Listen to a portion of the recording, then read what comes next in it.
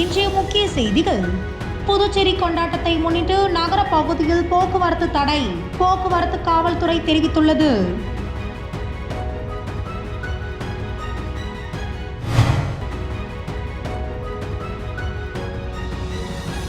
எப்போதும் உண்மையின் பக்கம் நிற்கும் மனிதராக விஜயகாந்தை உலகிற்கு அடையாளப்படுத்தியுள்ளது. புதுச்சேரி முதல்வர் ரங்கசாமி புகழாரம் சூட்டினார்.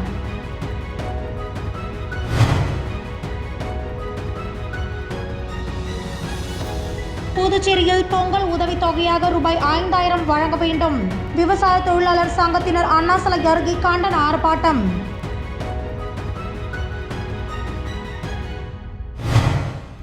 புதுச்சேரியில் புத்தாண்டு கொண்டாட்டம் தொடர்பாக செய்தியாளர்களை சந்தித்த காவல்துறை போக்குவரத்து பிரிவு எஸ்பி மாறன், புதுச்சேரியில் புத்தாண்டு கொண்டாட்டத்தை முன்னிட்டு வரும் 31ஆம் தேதியன்று நள்ளிரவு புதுச்சேரி கடற்கரை சாலையில் ஏராளமான பொதுமக்கள் மற்றும் சுற்றுலா பயணிகள் அதிக அளவில் திரள்வார்கள் என்று எதிர்பார்க்கப்படுகிறது. இதனை முன்னிட்டு வருகின்ற 31ஆம் தேதி மதியம் 2 மணி முதல் மறுநாள் காலை 9 மணி வரை ஒயிட் டவுன் பகுதியில் உள்ளே வாகனங்கள் செல்ல அனுமதி இல்லை. மேலும் ஆம்பூர் சாலையிலிருந்து கிழக்கு நோக்கி உள்ள அனைத்து சாலைகளும் தற்காலிகமாக மூடப்படும். கடற்கரை சாலை அருகே உள்ள தேவாலயங்கள் மற்றும் விடுதிகளுக்கு வாகனங்கள் செல்ல தனித்தனி வண்ணம் கொண்ட நுழைவு அட்டை வழங்கப்படும். இதனை போக்குவரத்து காவல்துறை அலுவலகத்தில் ஆதார் நகலை கொடுத்து அட்டையை பெற்றுக் கொள்ளலாம். கடற்கரைக்கு வரும் பொதுமக்கள் மற்றும் சுற்றுலா பயணிகள் தங்கள் இருசக்கர வாகனங்களை ஆம்பூர் சாலை மற்றும் மிஷன் வீதியில் ஒரு பக்கமாக நிறுத்த வேண்டும் உட்பட பல்வேறு கட்டுப்பாடுகளை தெரிவித்தார். மேலும் பாதுகாப்பு பணியில் 1000க்கும் மேற்பட்ட காவலர்கள் ஈடுபட உள்ளனர் என்றும் விதிகளை மீறி வாகனம் ஓட்டினால் கடும் நடவடிக்கை எடுக்கப்படும் என்றார். இதற்கு பொதுமக்கள் ஒத்துழைப்பு வழங்க வேண்டும் என்றும் அவர் குறிப்பிட்டார். அதுபோல் சோனாமலை ஜங்ஷன்லேருந்து லைட் ஹவுஸ் வரைக்கும் அந்த ரோட்டில் வாகனங்கள் நிறுத்த எதுவும் தடை. அதுபோல் சோனாமலை ஜங்ஷன்லேருந்து நியூ போர்ட் வாசல் வரைக்கும் வாகனம் எந்த வாகனம் நிறுத்தக்கூடாது. போகிறது தான் போய் பார்க் பண்ணிட்டு தான் வரணும். அந்த இடத்துல வாகனம் நிறுத்தக்கூடாது. நிறுத்துகிற வாகனங்கள் மீது கடுமையாக நடவடிக்கை எடுக்கப்படும். அதுபோல் இந்த நியூ இயர் கொண்டாட்டத்துக்கு வரும்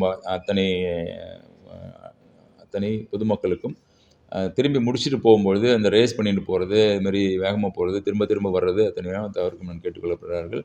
எங்கள் டிராஃபிக்கில் ஒரு 100க்கும் மேற்பட்ட கேமராக்கள் வச்சு பொருத்தப்பட்டிருக்கிறது. அதில் இருக்கிற ரெக்கார்டிங் வச்சு திரும்ப உங்கள் மீது போக்குவரத்து போலீஸார் நடவடிக்கை எடுப்பாங்க. அந்த புதுச்சேரி முதல்வர் ரங்கசாமி வெளியிட்டுள்ள இரங்கல் செய்தியில், நடிகரும் தேமுதிக தலைவருமான விஜயகாந்த் மறைவுக்கு புதுச்சேரி முதலமைச்சர் ரங்கசாமி இரங்கல் தெரிவித்துள்ளார். சினிமா, அரசியல் என ஒரு தனி மனிதராக விஜயகாந்த் சாதித்தவை உழைப்பை ஊன்றுகோலாக கொண்டோருக்கு முன்னுதாரணம் என்றும், விஜயகாந்தின் மறைவு திரைத்துறையிலும் அரசியல் களத்திலும் ஈடு செய்ய முடியாத பேரிழப்பு என குறிப்பிடப்பட்டுள்ளது. புதுச்சேரி விவசாய தொழிலாளர் சங்கம் சார்பில் கண்டன ஆர்ப்பாட்டம் அண்ணா சிலை அருகே நடைபெற்றது. சங்கத்தின் மாநில தலைவர் பாலகிருஷ்ணன் தலைமையில் நடைபெற்ற ஆர்ப்பாட்டத்தில் நிர்வாகிகள் நாராயணன், ஆதிமூலம், கோவிந்தராசு, ராஜலட்சுமி, ஏகாம்பரம் ஆகியோர் முன்னிலை வகித்தனர். சுமார் 50க்கும் மேற்பட்டோர் கலந்து கொண்டு விவசாய தொழிலாளர் நலசங்க உறுப்பினர்களுக்கு பொங்கல் உதவித்தொகையை ரூபாய் 5000 வழங்க வேண்டும், விவசாய தொழிலாளர் நலசங்கத்தை செயல்படுத்தி நலத்திட்ட உதவிகளை வழங்க வேண்டும், இறப்பு நிவாரணமாக ரூபாய் 6 லட்சம் வழங்க வேண்டும், தேசிய ஊரக வேலை திட்டத்தில் ஆண்டு முழுவதும் பணி வழங்கி தினக்கூலியாக ரூபாய் 600 வழங்க வேண்டும் உள்ளிட்ட பல்வேறு கோரிக்கைகளை வலியுறுத்தி கண்டன கோஷங்களை எழுப்பினர்.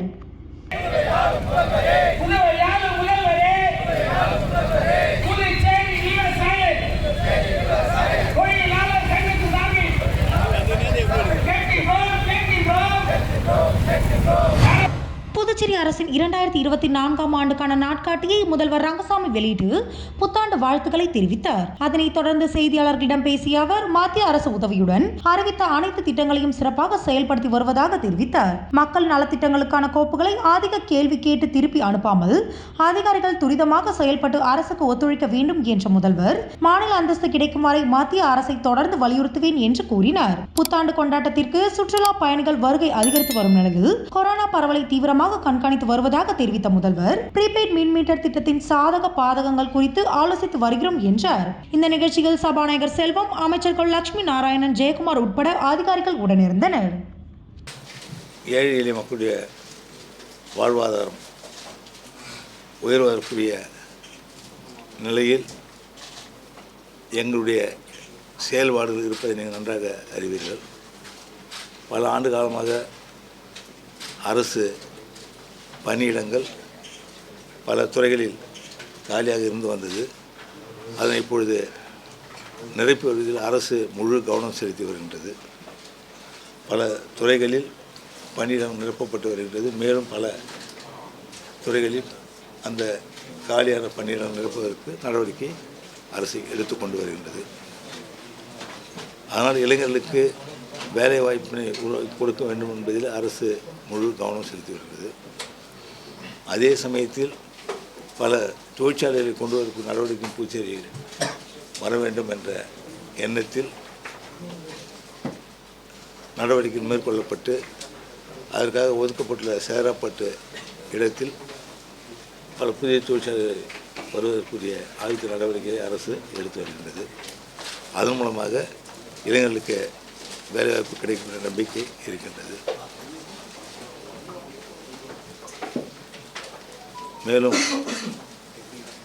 நலத்திட்ட உதவிகளை மக்களுக்கு காலத்தோடு அரசானது முழுவதும் வங்கியின் மூலமாக அதற்குரிய தொகையை செலுத்தி வருகிறது. காங்கிரஸ் கட்சியின் 139ஆம் ஆண்டு துவக்க விழா புதுச்சேரி காங்கிரஸ் கட்சியின் தலைமை அலுவலகத்தில் கொண்டாடப்பட்டது.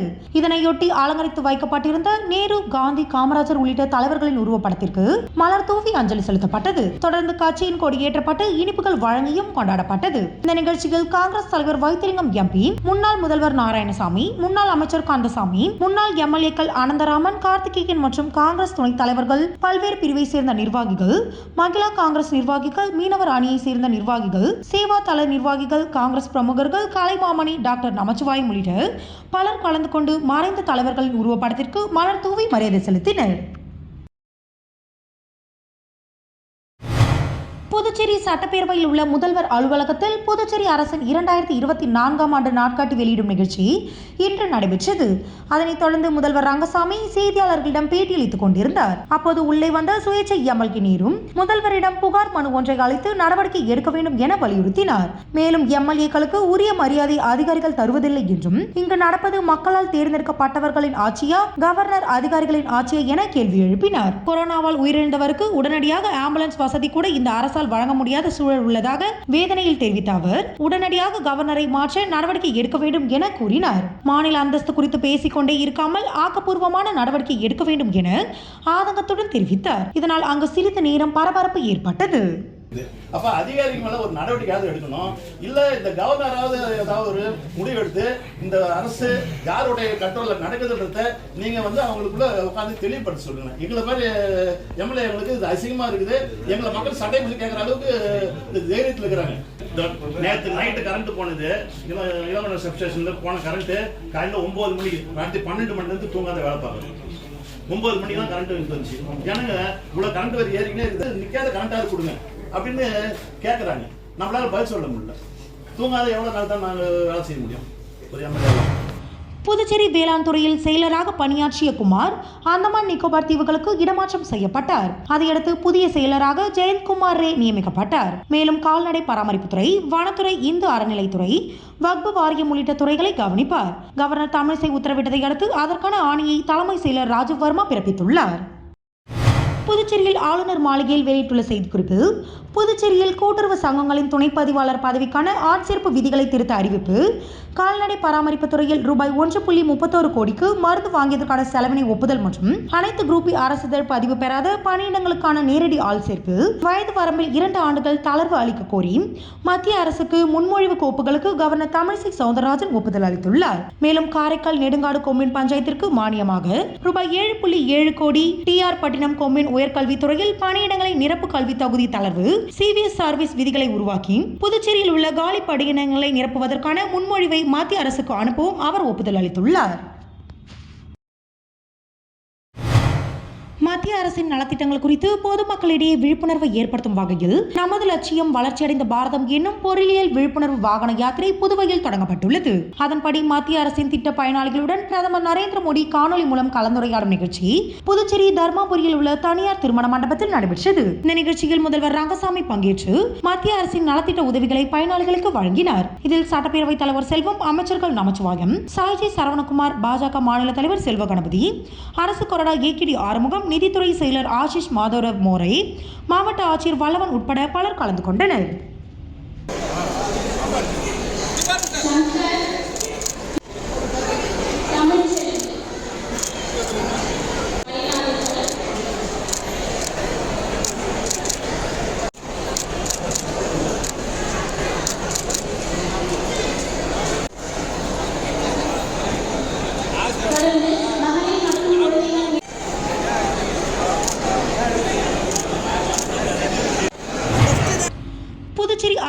பணியாளர் நிர்வாக சீர்திருத்தத்துறை சார்பு செயலர் கண்ணன் வெளியிட்டுள்ள செய்திக்குறிப்பு, புதுச்சேரியில் 165 LDC மற்றும் 55 ஸ்டோர் கீப்பர் பணியிடங்களை நிரப்புவதற்கு கடந்த ஆகஸ்ட் 27ஆம் தேதி எழுத்து தேர்வு நடந்தது.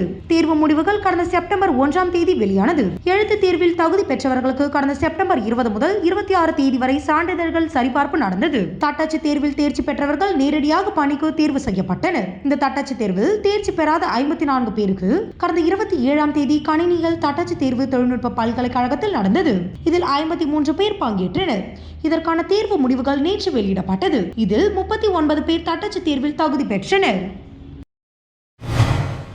புதுச்சேரி அரசு ஆதிதிராவிடர் நலம் பழங்குடியினர் மேம்பாட்டு வரைநிலை கழகத்தின் சார்பாக திருபுவனை தொகுதிக்குட்பட்ட ஆதிதிராவிடர் மக்கள் வசிக்கும் நல்லூர் பகுதியில் உள்ள ஈஸ்வரன் நகருக்கு கழிவுநீர் கால்வாயுடன் கூடிய தார் சாலை மற்றும் நல்லூர்பேட் பகுதிகள் புதியதாக பட்டா வழங்கப்பட்ட பகுதிக்கு கருங்கல் சாலை அமைக்கும் பணிக்காக 44.78 லட்சம் மதிப்பீடு தயார் செய்து ஒப்புதல் பெறப்பட்டது. இதற்கான பூமி பூஜை விழா இன்று நடைபெற்றது. இதில் தொகுதி MLA அங்காளன் கலந்து கொண்டு பூமி பூஜை செய்து பணியினை தொடங்கி வைத்தார். இந்த நிகழ்ச்சியில் ஆதிதிராவிடர் நலத்துறை செயலர் ஆதிதிராவிடர் நலத்துறை இயக்குனர் இளங்கோவன் மற்றும் அதிகாரிகள் உட்பட அப்பகுதி மக்கள் திரளாக கலந்து கொண்டனர். பரவாயில்ல, நேரம் நில்லுங்க, துட்டுக்குனா பரவாயில்ல, எல்லாம் கை வச்சுனா போட்ட தெரியாது. கையை துட்டுங்க, கையை துட்டுங்க.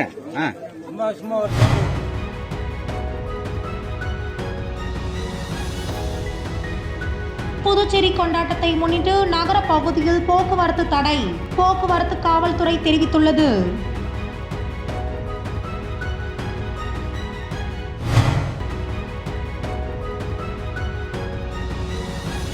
எப்போதும் உண்மையின் பக்கம் நிற்கும் மனிதராக விஜயகாந்தை உலகிற்கு அடையாளப்படுத்தியுள்ளது.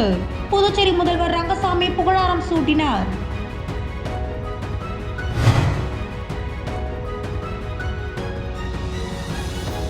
புதுச்சேரியில் பொங்கல் உதவித்தொகையாக ரூபாய் 5000 வழங்க வேண்டும்.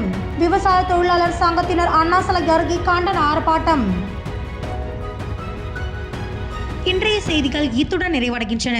செய்திகளை உடனுக்குடன் தெரிந்து கொள்ள கிரியேட்டிவ் மீடியா யூடியூப் சேனலை சப்ஸ்கிரைப் செய்து கொள்ளுங்கள். வணக்கம்.